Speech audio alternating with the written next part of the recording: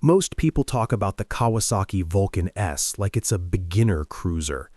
That label sounds harmless, but I think it actually hides what this bike really is. When I first looked at the Vulcan S, I almost dismissed it. Low seat, relaxed stance, parallel twin engine. It didn't scream character on paper.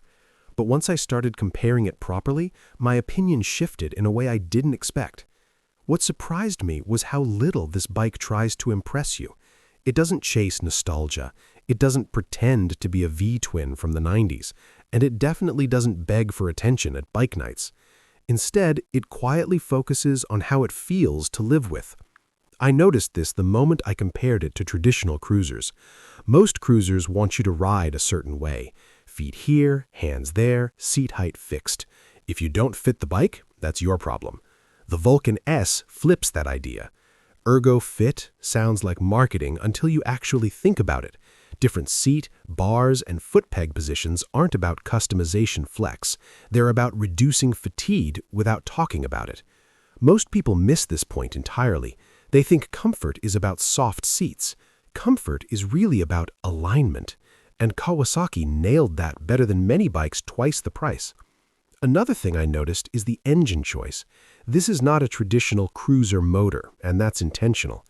The 649cc parallel twin from the Ninja line gives the Vulcan S a strange personality.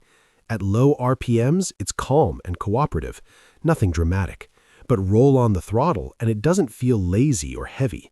What surprised me was how willing it feels. Cruisers usually reward patience. This bike rewards intent.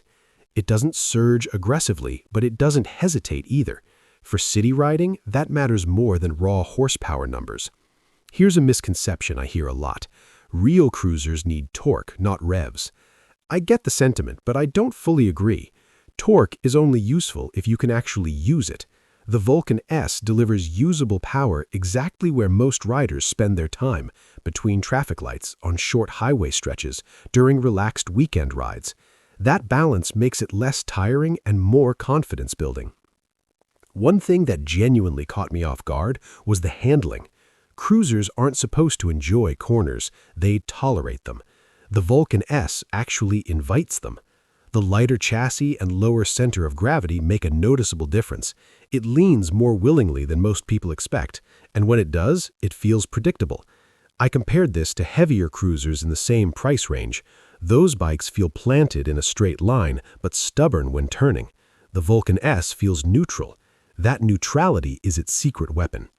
Here's a practical takeaway. If your riding includes real-world roads, not just straight highways, this matters. Comfort isn't only about posture, it's also about confidence in motion. Now let's talk about the design, because this is where opinions split hard. Some people find it too modern, others say it lacks soul.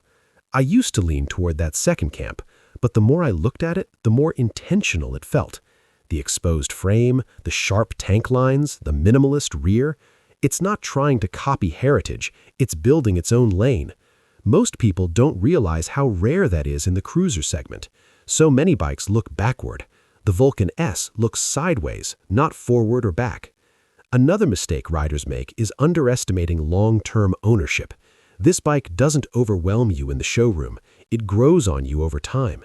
Fuel efficiency stays reasonable, maintenance is straightforward, heat management is better than many air-cooled cruisers.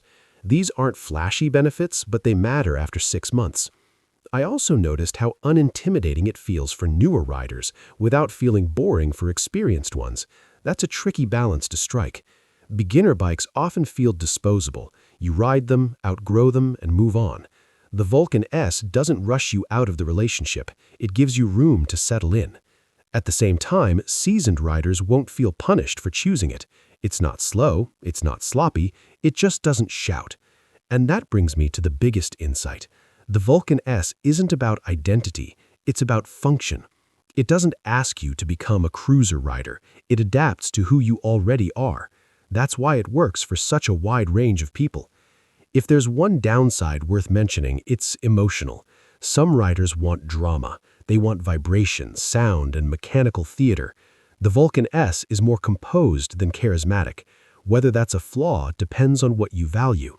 For daily riding, I actually see that as a strength. So, here's the practical advice I'd give. Don't judge this bike by cruiser stereotypes. Ride it like its own category. If you're looking for a relaxed motorcycle that still feels modern, responsive, and thoughtful, this one deserves more respect than it gets. In the end, I don't think the Vulcan S is trying to win your heart on day one. It earns it quietly, mile by mile.